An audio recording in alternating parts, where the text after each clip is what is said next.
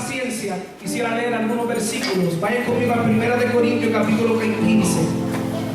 Y si se pueden poner en pie en referencia a la palabra, prometo que van a estar sentados por unas 2 horas. No se asustan, 1 hora y 45 minutos. 1 Corintios capítulo 15. Quisiera leer algunos versículos ahí, en ese capítulo. Y luego brincaremos a Juan capítulo 20, versículo 5.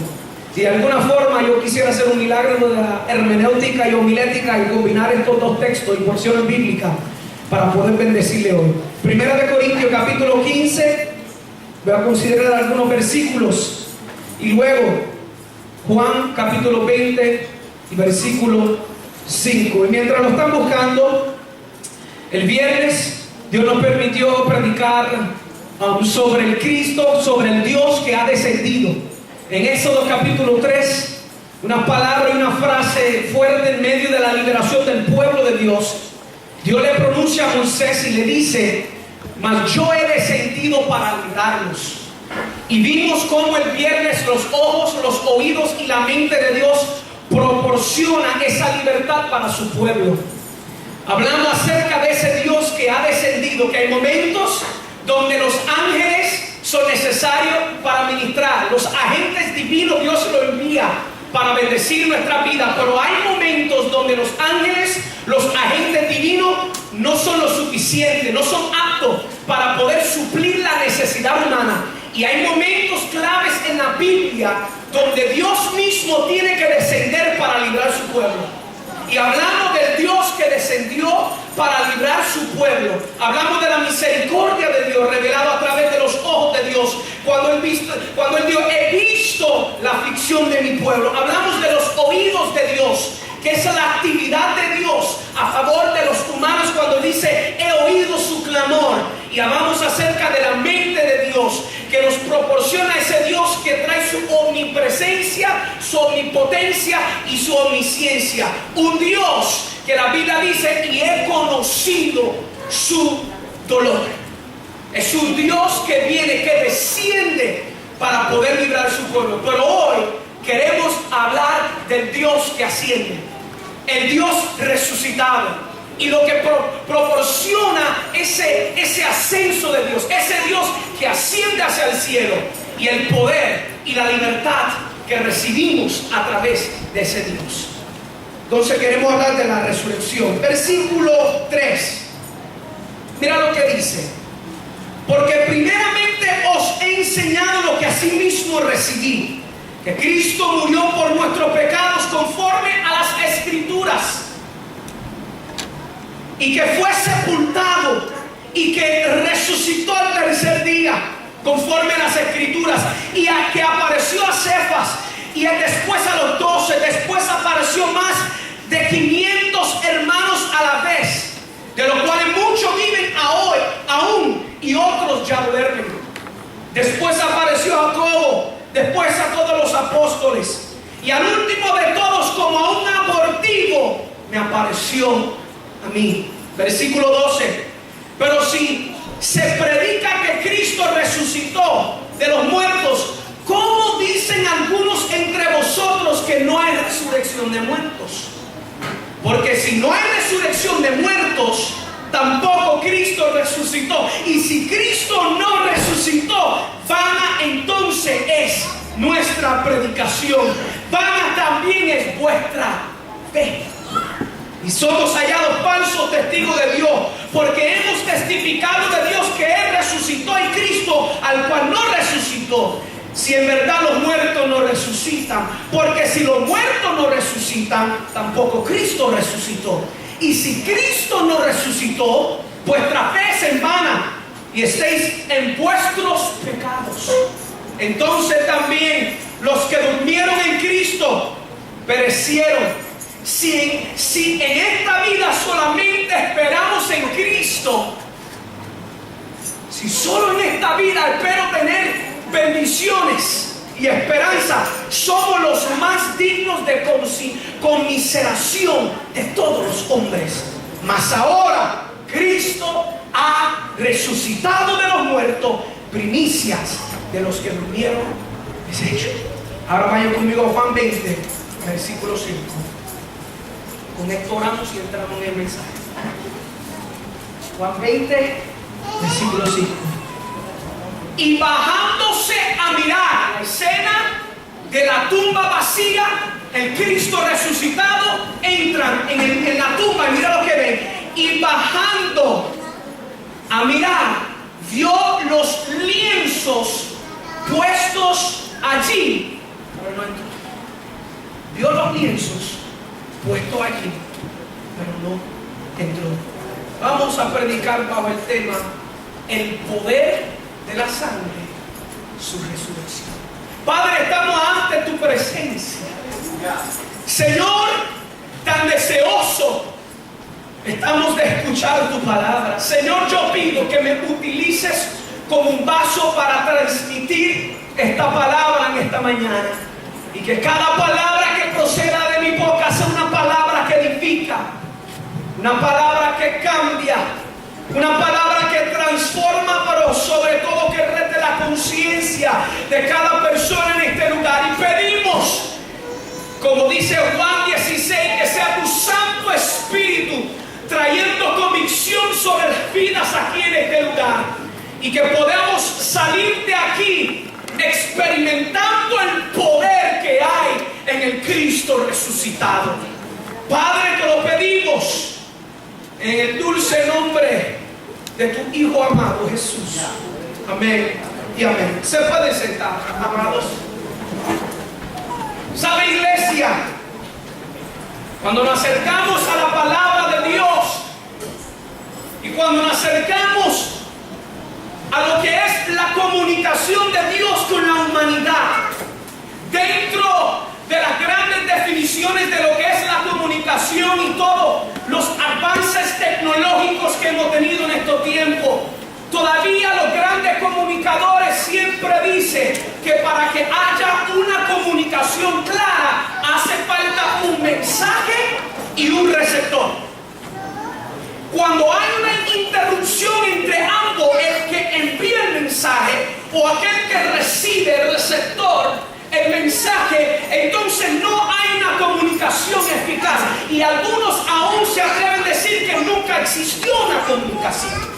Y cuando nos acercamos a Dios y la humanidad, verdaderamente podemos decir que hay un gran problema cuando se trata de la comunicación de Dios con la humanidad. Y tal vez usted me diría, pero ¿cómo es posible que hay un problema cuando se trata de la comunicación de Dios y la humanidad? Y la respuesta es fácil. No es que hay un problema con la transmisión que viene de parte de Dios, porque Dios es un comunicador perfecto.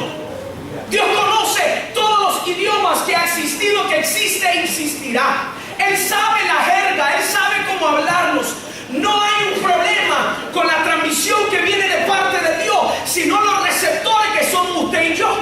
Porque al recibir la transmisión de parte de Dios, siempre vamos a recibir la transmisión a través, y la vamos a interpretar a través del velo caída de la humanidad.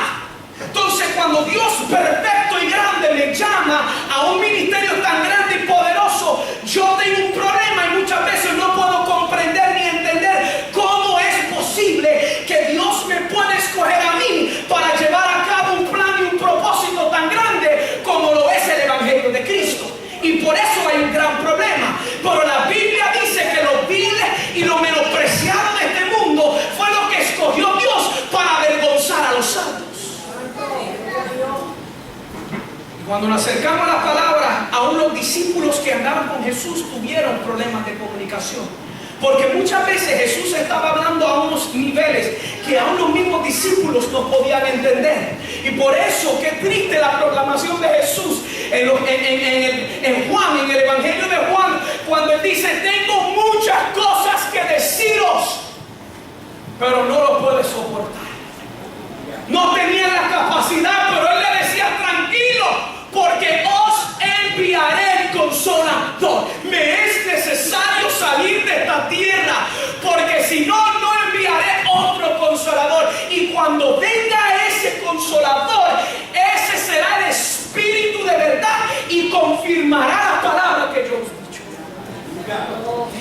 La venida del Espíritu proporciona la conexión. La venida de Cristo una vez más restaura el puente roto entre la humanidad y entre Dios. La venida de Cristo rompe el silencio de 400 años entre el Antiguo y el Nuevo Testamento, donde no había voz de Dios, donde no había palabra profética de parte de Dios, donde Dios no hablaba, parecía estar en silencio. 400 años de silencio. Y la venida de Cristo lo que hace es que rompe el silencio. Llega a nuestra vida para proclamar a nuestra vida que Dios está vivo, y no solamente vivo, pero sino activo a favor de nosotros. Y los discípulos muchas veces se encontraban en esta crisis de comunicación. En la primera ocasión que podemos ver esta crisis es cuando Jesús se pierde en la sinagoga y la madre andaba buscándolo por algunos días. Y cuando se acerca al niño y le dice: no sabes que te hemos estado buscando desesperadamente. Y el niño mira a su madre con los ojos punzantes y le dice: no sabías que me era menester estar en los negocios de mi padre. Y María miró, me imagino, con asombro y dijo: pero ¿qué le pasa a este muchacho? Hablando a niveles que no entendía. En una ocasión, en el capítulo de Juan, le dice: me es necesario irme de este mundo para preparar una morada para vosotros. Y Felipe y los discípulos entran en crisis. Felipe le dice: muéstrame al Padre y basta. Y Jesús mira a Felipe y dice: ¿cuánto tiempo llevo con vosotros y todavía no saben yo ni el Padre en mí? Y que me ha visto a mí, ha visto al Padre. Momentos donde la comunicación parece ser interrumpida. Y cuando nos acercamos a estos versículos, Pablo está confrontando a un pueblo que también tenía este problema con lo que era la comunicación, específicamente con lo que era la resurrección de Cristo. ¿Saben por qué? Porque Pablo estaba hablando acerca de una vida de bendición y de espiritual que venía más allá de la vida presente. Pablo tenía un enfoque hacia la eternidad. Y el problema que existía con la iglesia en Corinto es que la iglesia creía que se podía alcanzar esa super espiritualidad en el mundo presente. Y ellos pensaban que lo más grande de la vida presente era aquellos que tenían muchos dones, y específicamente aquellos que hablaban muchas lenguas. Y Pablo tiene que entrar y empieza en los primeros capítulos desarrollando este tema y le dice: ustedes no os falta en ningún don espiritual. Todos los dones manifestándose, se creen súper espirituales, sin embargo son bebés, niños. Quería darle vianda para comer, pero todavía no pueden soportar la leche. Y tiene que confrontarlos y decirle: más allá de lo que ustedes pueden estar experimentando, como ustedes dicen algo espiritual, él dice: mayor que el que habla lengua es aquel que profetiza. Y él dice: la esperanza, la fe y el amor son lo último que queda, pero el mayor de estas es el camino del amor. Y luego de ese capítulo 14 entra a hablar acerca del capítulo 15, y él presenta su argumento para poder afirmar la grandeza de la resurrección por tres formas: autoridad, evidencia y lógica. Autoridad, en los primeros versículos 3 a 4, él dice: yo te he enseñado lo que también yo primeramente recibí. Y él dice: la autoridad mía viene a través de las escrituras. Él dice: yo no te he transmitido otro mensaje, sino conforme a las escrituras. Porque lo que Pablo está diciendo, lo que es la base de nuestra fe y resurrección, es la autoridad que nos confiere la palabra de Dios. No mi testimonio, aunque es útil, sino la autoridad.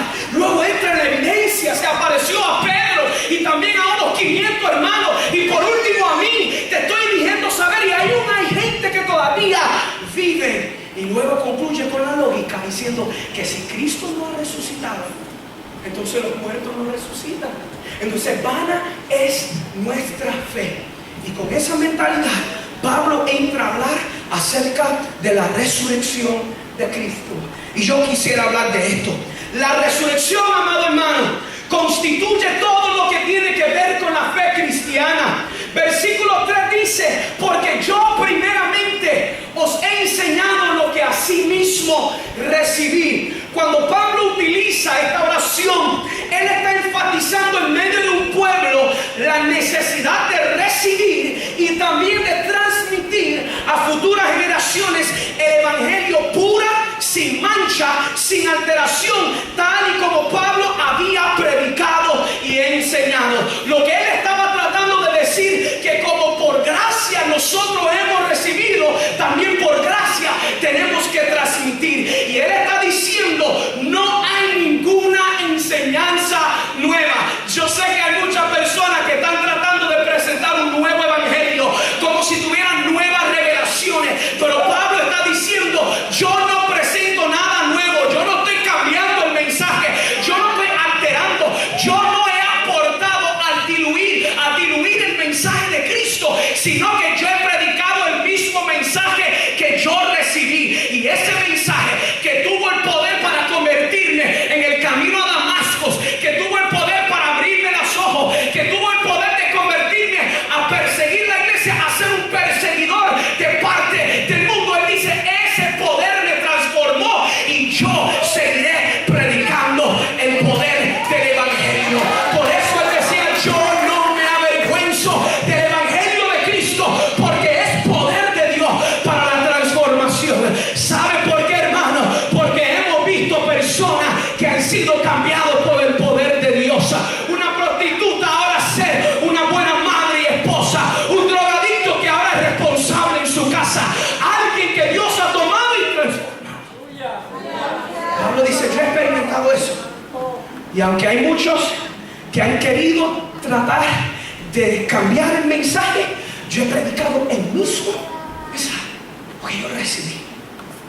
O sea, no hay ninguna enseñanza nueva. El hecho de que Cristo murió y resucitó, ese es el fundamento firme de nuestra posición como creyentes. Y sobre este firme pavimento caminamos seguros por la senda de la salvación. Iglesia, la cruz y la sangre de Cristo todavía tienen poder. Yo sé que hay otros que quieren cambiar ese mensaje, pero todavía la sangre de Cristo tiene poder. ¿Cuánto aquí han experimentado el poder de la cruz? Todavía tiene poder. Miles de almas han venido a la cruz a través de los siglos, miles tras miles y millones, pero todavía hay espacio en la cruz. Y hoy nosotros hemos llegado para proclamar que todavía hay lugar para ti aquí en esta cruz. Y todavía el mismo poder que fluyó el día que fue crucificado y resucitó, fluye hoy en este lugar. Cristo ha resucitado. Juan lo declara así. Versículo 6 del capítulo 14. Jesús le dijo: yo soy el camino, la verdad y la vida. Nadie viene al Padre sino por mí. Escúchame, amados, porque yo sé que hay muchos pensamientos de la posmodernidad y la nueva era que están de alguna forma mezclando y utilizando la tolerancia como una forma de poder mezclar diferentes pensamientos. Y yo sé que hay muchos por ahí que dicen que todos los caminos te llevan a Dios, pero yo he venido a declarar no mis palabras sino la palabra de Dios, que solamente hay un camino, solamente hay una verdad y solamente hay una vida, y nadie viene al Padre si no es por Cristo. Si tú dices ser creyente y no te has encontrado con Cristo, todavía tú no estás convertido. Y yo he venido a decirte que hay una forma, hay un camino y una verdad, y eso se llama Cristo. Amado, a veces la gente me dice: pero tú te crees como que superior. No, amado, yo no estoy proclamando mis palabras, yo estoy proclamando las palabras de la Biblia. Si yo estoy hablando de algo, usted tiene derecho a decir eso no sirve. Pero si la palabra lo dice, que Jesús es el camino, por eso la gente no tiene problema con Dios. Hay mucha gente que dicen, aún los que son de las disqueras seculares, toman personas cristianas, ellos no tienen problema con Dios, le dicen: canta de Dios todo lo que quiere, pero no me menciona a Cristo, no me menciona a Jesús. ¿Sabe por qué? Porque Dios puede ser cualquier filosofía e ideología que usted ha inventado. Entonces, al interpretar esa canción, usted va a entender a Dios de ese punto. Pero la diferencia del cristianismo, del evangelio de la Biblia, es un Cristo crucificado y resucitado. Y eso ofende a la gente, decir que a través de Jesús ellos van a entrar y fuera de él no hay otro. Pero yo he venido a proclamarte la palabra, y eso fue el argumento de Pablo cuando él está escribiendo. Yo te hablo de la autoridad de la Escritura, te hablo de la evidencia, que no es algo que yo estoy hablando. Mira, hay más de 500 hermanos que han visto al Cristo resucitado, lo han tocado, lo han palpado, y aún algunos viven todavía en los tiempos que Pablo estaba hablando. No hay salvación, amados, en el nombre de Jesús. Escúchame, no hay salvación en el nombre de Jesús a no ser sobre la base de la fe en su muerte y resurrección. Si usted no ha tenido fe en Dios, este Cristo simplemente es otra persona que usted ha leído en una historia. Si usted no ha llegado a conocer, había un gran teólogo del siglo pasado, Howard, que decía que yo no creo en la Biblia. La gente se asustaba, pero si sigue leyendo, él decía, sino en el Dios que se ha revelado a través de ella. ¿Sabe por qué? Porque si no ha llegado a conocer al Cristo resucitado, el Cristo que se ha revelado a través de la palabra, esto termina como otro libro en su biblioteca. No tiene poder. Lo que trae poder es que el Cristo que inspiró esta palabra ahora me tocó a mí y se ha revelado a mí, y como conozco a ese Cristo, esta palabra tiene poder. Si no conoce a Cristo, estamos muertos. Y si Cristo no ha resucitado, todavía estamos muertos en los pecados. ¿Y qué hacemos aquí? Ese es el argumento de Pablo. El evangelio que Pablo estaba enseñando y que les había transmitido, como dice el versículo, primeramente, o como traduce la Nueva Versión Internacional, como algo de la mayor importancia. Era la doctrina del más alto rango, o sea, las verdades fundamentales y necesarias en la resurrección de Cristo. Escucha, la muerte y resurrección de Cristo son los hechos sobre lo que, como sobre dos firmes columnas, se sostiene el edificio de las verdades evangélicas y la fe de todo lo que salva, lo que trae vigencia, poder y autoridad a la fe que tenemos es el hecho de que Cristo murió por los pecados, pero no se quedó en la tumba, sino que resucitó al tercer día. ¿Saben por qué? Porque la sangre de Cristo no tiene poder a no ser que Cristo ha resucitado. Cristo ha resucitado. Y esta Semana Santa no es simplemente una tradición o un costumbre. La muerte y resurrección constituye la base de toda nuestra fe como cristianos. Es la resurrección de Cristo. Segundo, la resurrección constituye la derrota del pecado. Mira lo que dice el versículo 3, que Cristo murió por nuestros pecados conforme a las Escrituras. Amados, tiene que entender esto. Para poder comprender la salvación de nuestras almas, muchas veces la gente se acerca a mí. ¿Sabe por qué? Porque como cristianos nosotros tenemos un vocabulario y tenemos una forma de hablar que la gente no entiende. Decirle a alguien, mira, varón, Dios tiene que lavarte con su sangre. Eso es hablar locuras, pensar que alguien va a tomar su sangre y tirarlo sobre mí. Usted y yo lo entendemos, pero a veces tenemos una agenda que la gente no entiende. Y había una señorita que se acercó a mí, no cristiana, y dijo, estuvo un culto y una persona me dijo, esta es tu última oportunidad para ser creyente. Y me miró y ella me dice, yo no entendí, no pasé, pero ¿qué quiere decir eso? Porque yo soy creyente, yo soy católica, me dijo. Yo soy católica, yo soy creyente. Y yo dije, ¿qué constituye tú ser creyente? Me dice, pues, yo fui bautizado cuando era niño, hice mi confesión. Yo dije, y pues, por lo menos en la Semana Santa dejo de comer carne y voy a la iglesia una vez al año. Y dije, ¿y cómo tú vives todo el resto de tu año? Tengo trabajo, no tengo tiempo para ir para allá, pero por lo menos, y yo le dije eso. Entonces usted entiende que eres salva porque fue bautizada, confesó y porque come pescado 2 días al año. Y yo no lo hice de una forma burlándome, hermano, porque esto no es de chiste. Hay gente que verdaderamente creen que son salvos por esta cosa, porque es tradición. Pero yo le dije, encima de lo que yo te digo, ¿qué es lo que dice la palabra para poder ser salvo? Yo le dije a ella.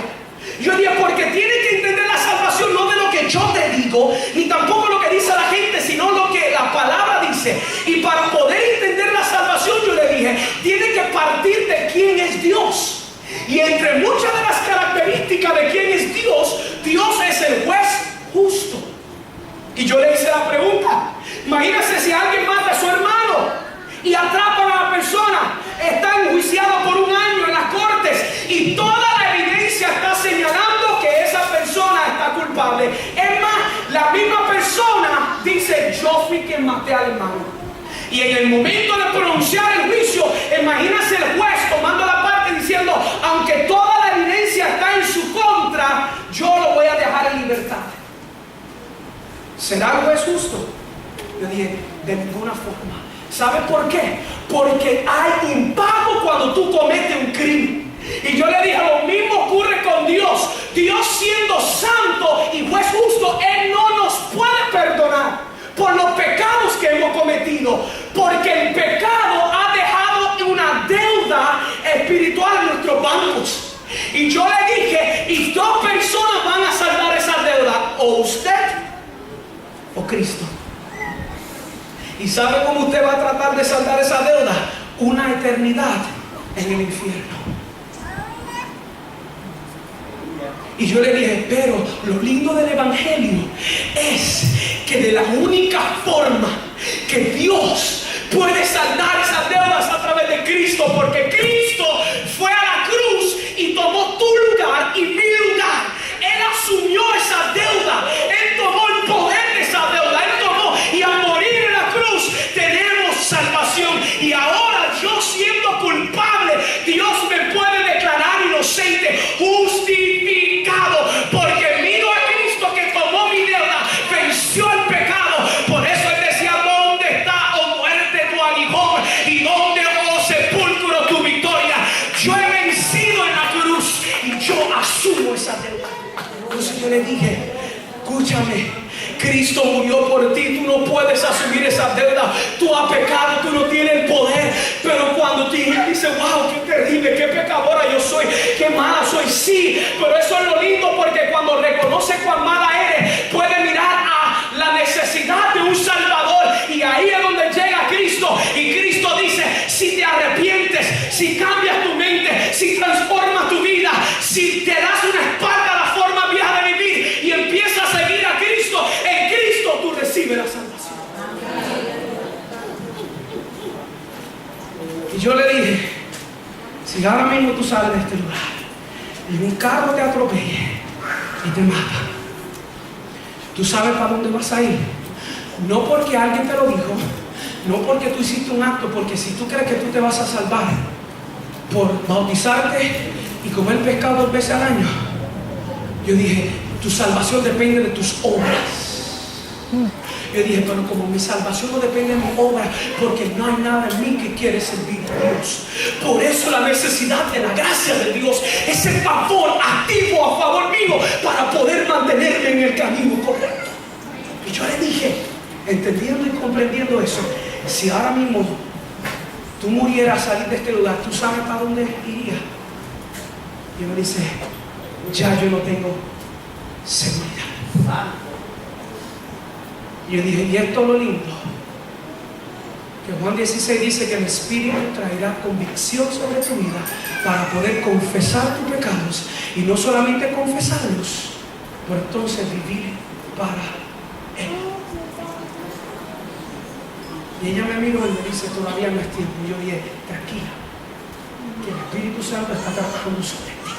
Porque muchas veces queremos esforzar a la gente y dejarlo por el mundo y decirle, ven a Cristo. No, yo no soy el Espíritu Santo. Mi trabajo es entregar la palabra y permitirle al Santo Espíritu que vaya carcomiendo. Y muchas veces el primer impacto del Espíritu es molestia, enojo. ¿Qué me están diciendo? No me gusta lo que me dicen. Pero cuando analiza las palabras a la luz de esta escritura, poco a poco el Espíritu va trabajando con tu corazón para llevarte a conocer y reconocer que yo necesito un Salvador. Todos estamos en necesidad de un Salvador. La resurrección constituye la derrota del pecado. El hecho de que Cristo murió por mis pecados es la creencia primordial de la fe cristiana, o sea, la base por la cual edificamos todos los demás. La expresión por nuestros pecados es un reflejo directo de Isaías 53, cuando él dice: despreciado y desechado entre los hombres, varones de dolores, experimentado en quebranto, y como que escondimos de él el rostro, fue menospreciado y no lo estimamos. Ciertamente llevó en nuestras enfermedades y sufrió nuestros dolores, y nosotros le tuvimos por azotado, por herido de Dios y abatido.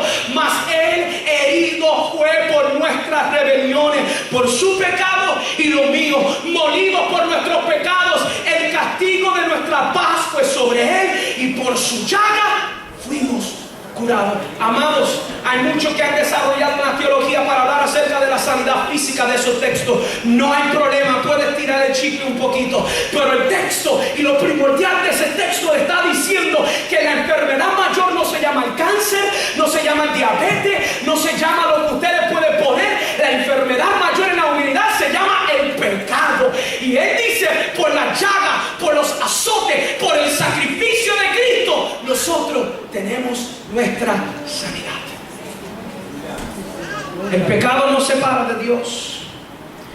Nuestra pena justa es la muerte. Por eso la palabra dice: el pago del pecado es muerte. En Romanos, el pago del pecado es muerte. Por eso yo dije que el pecado deja una deuda en nuestros bancos espirituales. Porque el pago del pecado es muerte. La muerte por nuestros pecados quiere decir que uno murió a favor de nosotros para satisfacer la pena y para superar esa separación. Ustedes se han visto ese dibujo famoso que tiene una mano que sale del cielo y otra mano del humano, y están casi tocando pero no puede tocar, porque esa es la mentalidad y ese es el concepto del mundo, que hemos sido separados de Dios, y aunque tratamos de alcanzarlo no lo podemos. Pero qué lindo que si yo voy más allá de ese dibujo, de esa pintura, y voy a la escritura, hay alguien que sí fue entre medio de Dios y la humanidad, que se llama Cristo, y me reconcilia, es mi mediador, agarra mi mano y la mano del Padre. Por eso la Biblia dice que Él está a la diestra del Padre intercediendo por nosotros. Cristo, amado hermano, es la solución. Cristo es la solución. Y esa persona se llama Cristo. Él fue angustiado, Él fue afligido y no abrió su boca. Como cordero fue llevado al matadero, y como oveja delante de sus trasquiladores enmudeció y no abrió su boca. Y a decir que Cristo murió por nuestros pecados es decir que Cristo paga la deuda que el pecado dejó en mi cuenta. Cristo tomó mi lugar en la cruz. Él fue ese sacrificio de sustituto. La muerte de Cristo no solo perdonó nuestros pecados pasados, sino también, en un sentido muy real, es la liberación de la propia condición del pecado. Amado, si yo no creo que yo puedo ser completamente libre de mis pecados, yo no debo de predicar este evangelio. Hay muchos que dicen: yo estaría, pues este es mi aguijón y yo voy a estar el resto de mi vida peleando con esta tentación. Hermanos, yo soy uno que creo que cuando Cristo murió, Él anuló el poder del pecado sobre mi vida, y nosotros podemos vivir una vida victoriosa aquí en este mundo presente. Romanos 4:25, el cual fue entregado por nuestras transgresiones y resucitó para nuestra justificación. Todo el evento de la muerte y resurrección de Cristo apunta hacia la obra milagrosa y redentora de nuestro Rey Jesús, que conquistó el pecado. Colosenses capítulo 2, versículo 14 al 15, anulando, dice, el acto de los decretos que había contra nosotros, que nos era contrario, quitándola del medio y clavándola a la cruz, y despojando a los principados y a las potestades, los exhibió públicamente, triunfando sobre ellos en la cruz. Amado, ese es mi Cristo, ese es mi Redentor, ese es mi Consolador, mi pronto auxilio en la tribulación. Ese es mi Salvador Jesús. Ese es mi Salvador. Y tercero, la resurrección constituye la derrota sobre la muerte. Versículo 4. Y la Biblia dice que fue sepultado. ¿Sabe por qué Pablo pone ese ahí? Porque tiene que llevar a la gente a entender que Jesús no era un espíritu o alguien místico, sino que estuvo fuerte. Y él dice, él fue sepultado, murió físicamente. Porque Pablo está presentando el argumento que murió, porque le es necesario hablar acerca de la resurrección. Él fue sepultado. Y a Pablo utilizar esta frase, él está afirmando la realidad de la muerte. La resurrección no es simplemente un fenómeno espiritual, sino un acto muy real. El hecho de que él fue sepultado afirma la más realidad de que el sepulcro está vacío, porque hay tantos otros dioses y gente que siguen profetas que puedes ir a la tumba de ellos y todavía encontrarás los restos de ellos. Pero Pablo dice, el Cristo mío, que la historia secular afirma que existió. Porque ¿sabe qué? La historia secular no puede negar que Cristo existió. Eso no es el argumento. Ellos argumentan en contra del hecho de que Él resucitó.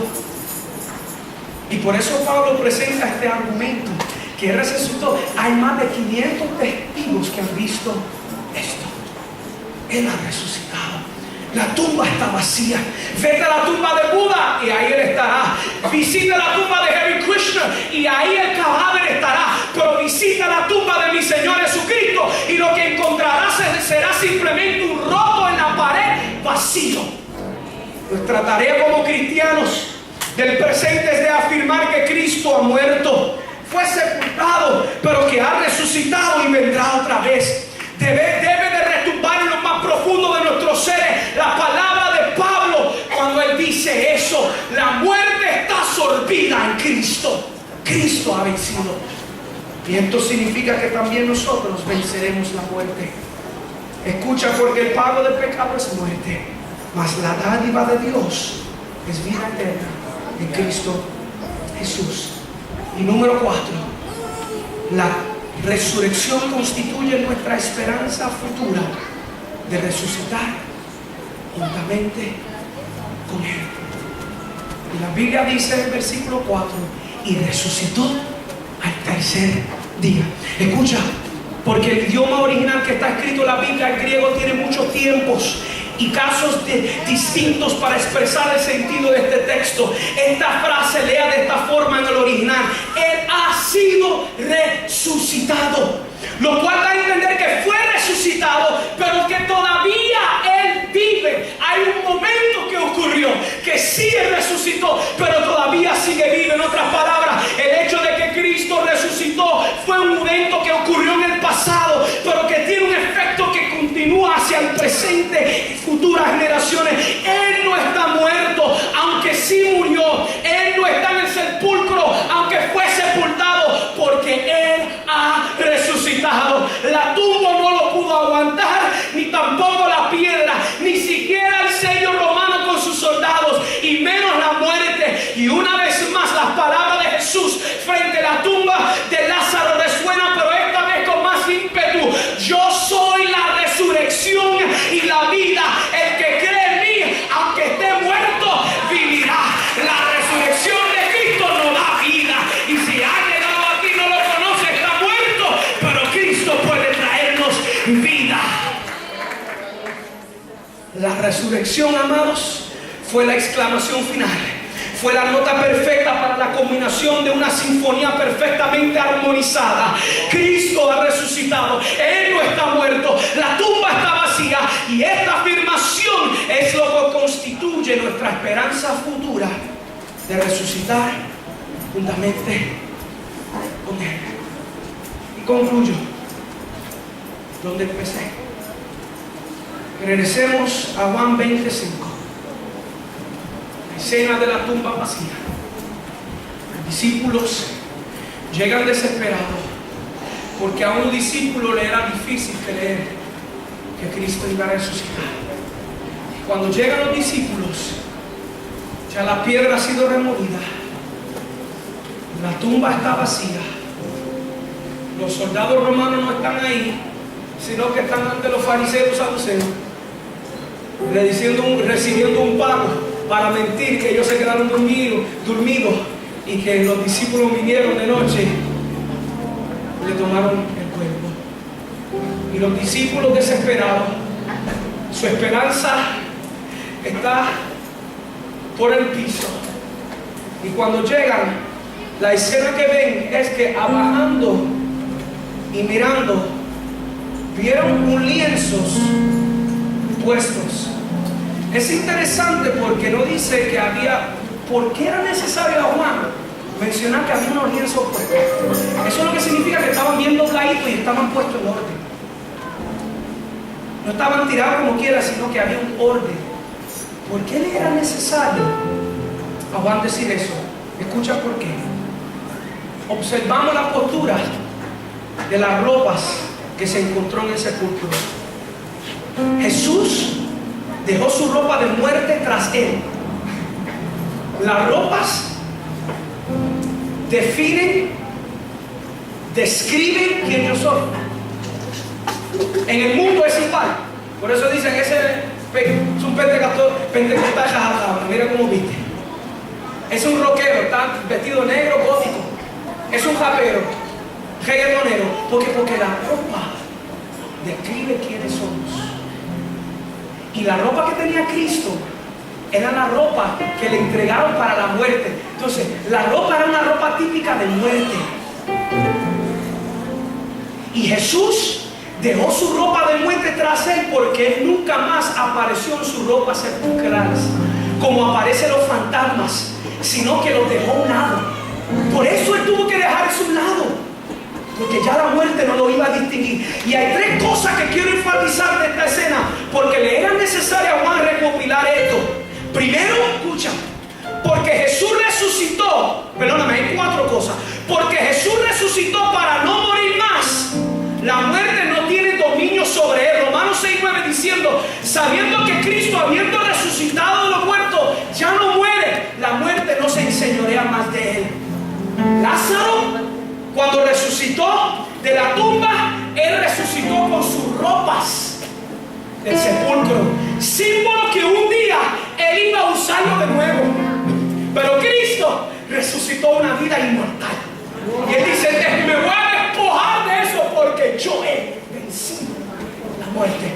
Segundo, porque Jesús iba a ser revestido de unas togas de gloria, y por eso tuvo que poner a un lado esos trapos. En los celestiales hay una necesidad de ropas, no hay necesidad de ropas o trapos terrenales. Por eso cuando Elías ascendió en el carro de fuego, la Biblia dice que se despojó de su manto.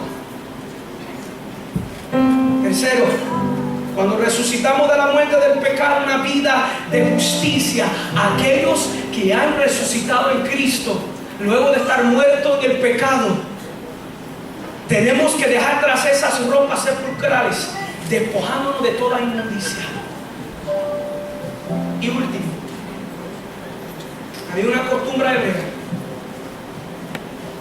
Cuando tú entrabas a la casa de un hebreo, ellos te servían el pan para alimentarte y luego te servían la copa para tu beber. Y al final de eso, como símbolo que me gustó cómo me han tratado y que voy a regresar un día, lo que yo hacía era que tomaba la servilleta, lo doblaba y lo dejaba puestecito en la mesa, como símbolo que un día yo regresaría a esta casa. Si no, lo que hacían era que tiraban eso así, diciendo que jamás yo voy a regresar.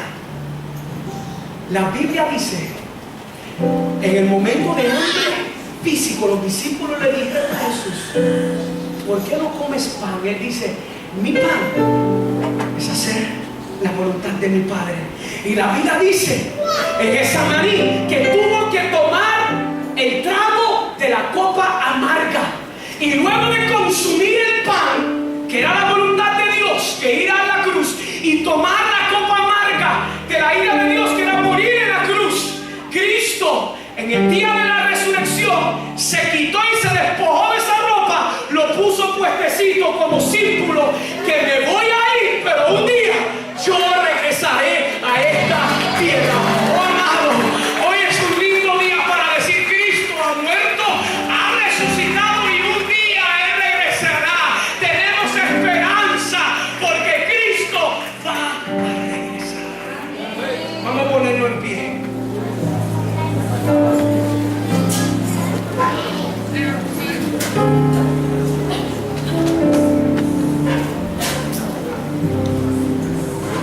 Amado, yo no sé cómo ha llegado a este lugar. Yo no sé la situación ni la crisis que usted vive.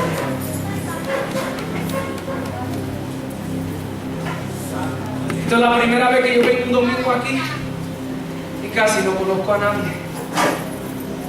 Pero Cristo lo conoce. Tal vez usted llegó simplemente para cumplir con un deseo que alguien siempre te ha pedido. Llegaste a este lugar. Tal vez muchas de las palabras que te dije, algunos tenían lógica, sentido, otros te molestaron y otros para ti son locura. Escúchame, Dios ha estado ministrando y hablando a tu corazón. Yo no digo eso livianamente.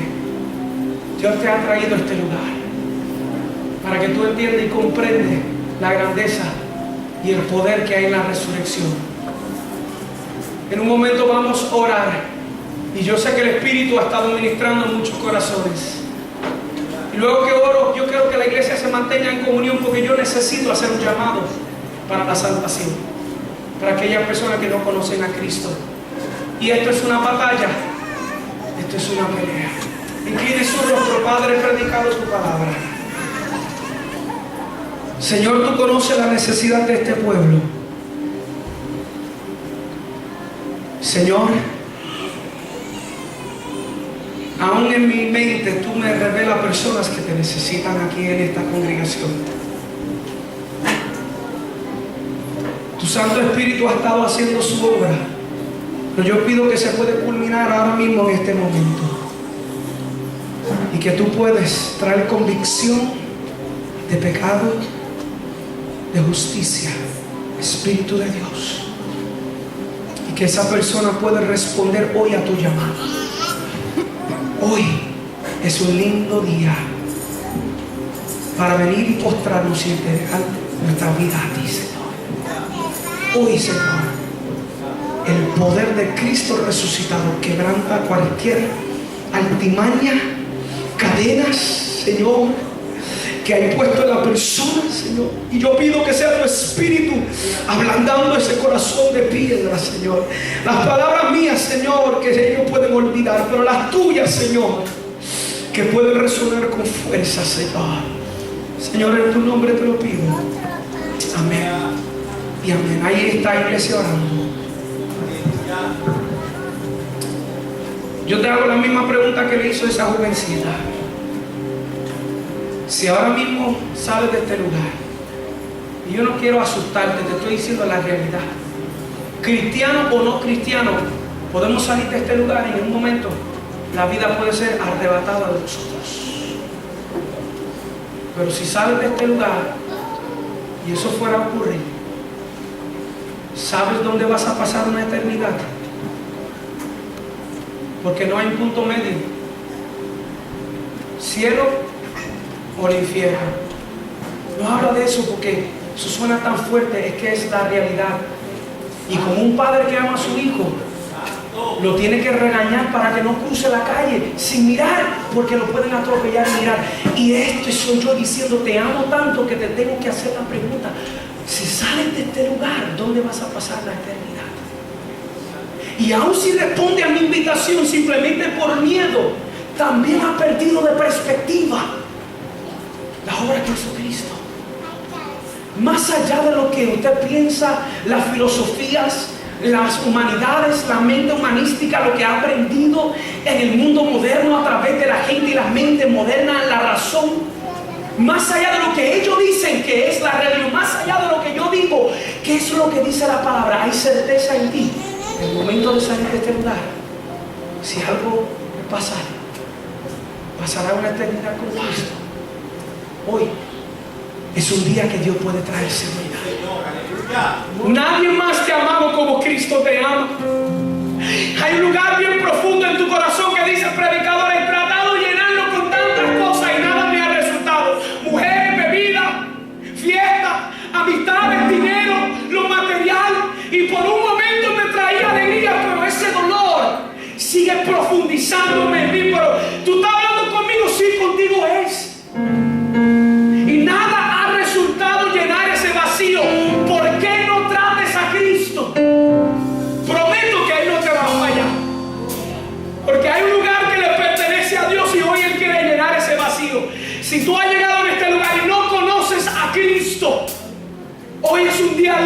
para conocerlo.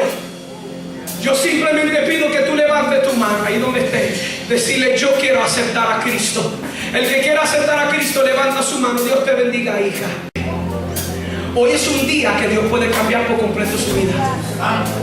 Hoy Dios nos pide que nos arrepentimos. Todos los que estamos aquí, mi persona, porque a veces no ven con el traje lindo, la corbata, pero no saben de dónde Dios nos ha sacado. Saca un tiempo y habla con la gente que ahora están lindos vestidos, de dónde Dios los sacó. Hoy es un día lindo que Dios puede transformar sus vidas.